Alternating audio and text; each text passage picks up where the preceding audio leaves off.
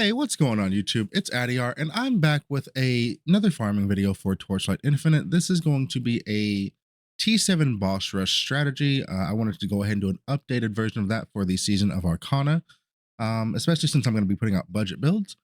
This specific rush came out to right around 350 fee per hour. And after I show you a quick demonstration of what the maps look like, I'll go ahead and give you a breakdown of what you can expect and what you should be looking for. Please note that this character is moving much faster than what I actually accounted for on the per hour. So do not let the actual speed of this character bother you. I promise you, you will be okay. All right, so we are farming Dinnerman Village in Glacial Abyss. Yes, I know that some people are farming Boss Rush and Filthy Forest in the Voidlands. I tested the strategy in both locations, and this location came out to be about 10% more. I don't think 10% is a big enough deal for you to not run Filthy Forest if you prefer to run that map. Run whichever tier 7 map you like the best. Don't let profits dictate your fun, dude. Just don't do that. But anyway, do not ignore how quickly I'm moving through the maps. It doesn't matter. I did not use my speed to determine what the hourly rate would be. So what we're really doing here is we're going through and we're clearing out pretty much everything that's in the way. We're not doing Arcana. I cannot recommend doing Arcana right now. Get your 15 cards and just sit on it. If you like the mechanic, please go ahead and do so. I do not like the Arcana mechanic. I do not find it worth doing, so I tend to skip it. The only thing we're doing here is we're running through Dinnerman Village, which is a very, very, very linear map. We are killing the Eterna mobs. We're killing the boss, and if there are any paint mobs, those are our priorities. I mean, you're going to be killing everything in the map, just as a matter of fact, but all of your money is going to come from the Eterna mobs, the paint mobs, and the boss. I'll go ahead and do one more map to show you what we're going to be looking for specifically, so you know where your money is coming from, and then we'll go from there. So I'll pull up the mini map, and I'll just point a couple things out as I'm going through here. So we're going to keep going this way, right? Those green dots right there, those indicate Eterna mobs. Those are going to be what drop your Eterna reverberations. They drop your Queen's Wicks. They drop your solidified tears, your pages of Eterna, all those things. And then the paint mobs, they show up as a big circular rainbow looking thing on the mini map as well. We killed one while I was talking about it, so I hope you were able to see that. And they're just like the big blue troll looking guys. They drop snow canvas paper, and that's pretty much all they drop.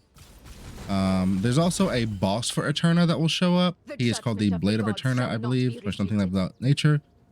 He will drop paper. He'll drop Queen's Wicks. He counts as a boss, so because we have the bosses dropping paper, he will also drop paper. And then of course we're getting star shards from the actual boss of the map itself. Let me go ahead and pull up the actual breakdown of what I got over the course of 100 maps, and I will share that with you. All right, so this is the breakdown of what we acquired over the course of 100 maps while farming the tier 7 glacial zone Dinnerman Village. We ran a compass, none at all, no compasses. We just ran the map by itself. We didn't roll any netherrealm essences on it. We didn't farm cards. We just ran the map, no cards, no compasses. Just the cost of the map was it. We pulled out 19 raw fee, not a whole lot. You don't get a whole lot of fee in tier 7s.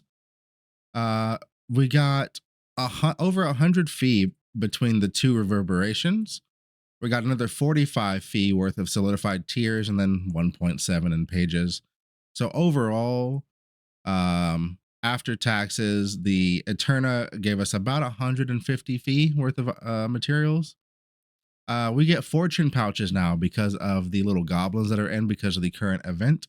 I am counting those as part of your profit because you can turn those in 5-to-1 to get tax vouchers. One tax voucher will get you one fee back in taxes. If you'd like to subtract those from your totals, you feel free to do so. But if you're going, I feel like if we're going to be getting them, we should be counting them. We got 1,500 snow paper across the course of the 100 maps. This came out to 136 fee, and after taxes, that came out to just about 120. We got 5 Queen's Wicks. These are big, big drops. They are 33 fee a piece.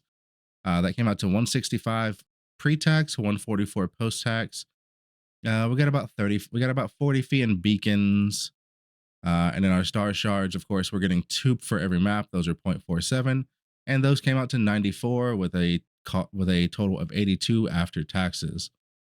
Our total revenue before taxes and costs were taken into account was 657. Adjusted revenue after taxes is 580.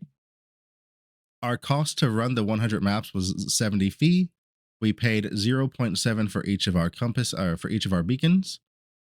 Our profits subtracting that cost was 587 post-tax or pre-tax and 510 post-tax. That means per map we're making almost 6 fee per map, and after taxes we're making almost 5 fee per map. We're making a little bit over 5 fee per map.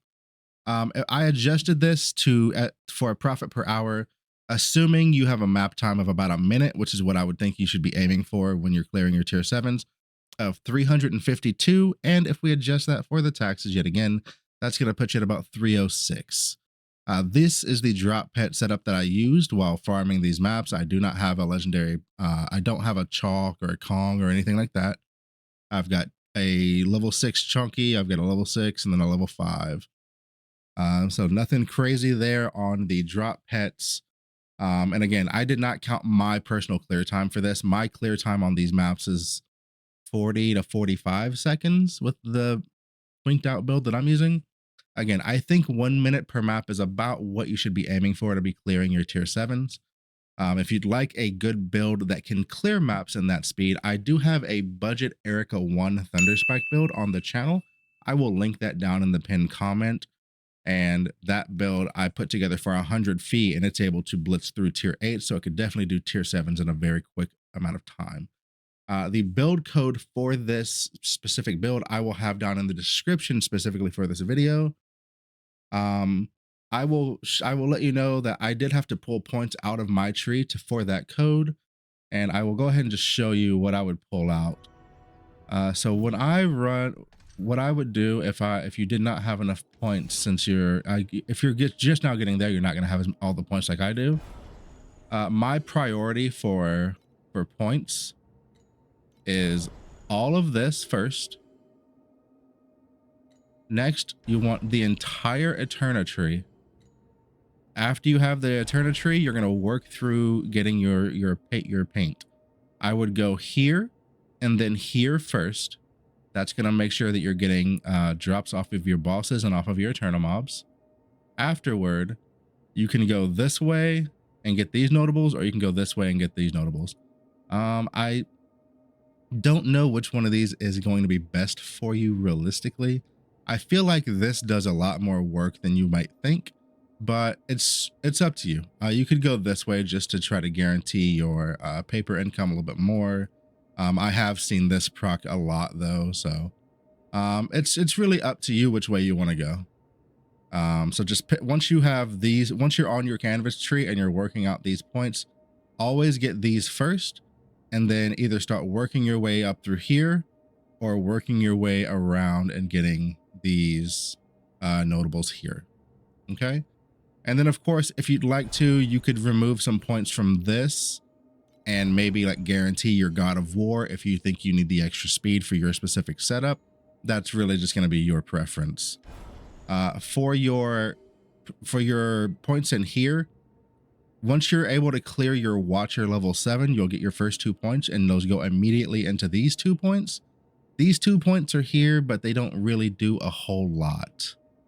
So don't worry about these. This is really all that matters as far as this part of the tree is concerned. So I will go ahead and drop the full build code for this in the description. And again, just follow how I have it set up. So get your Star Shard points first, get your Eterna, and then start working through your snow paper points, okay? If you've got any questions, please just drop them down in the comments, and I'll be sure to get them as fast as I can.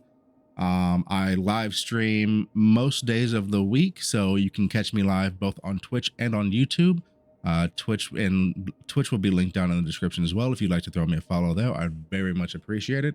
And if this helps you out, maybe consider throwing a like on the video and maybe subbing to the channel for more informational videos for TLI.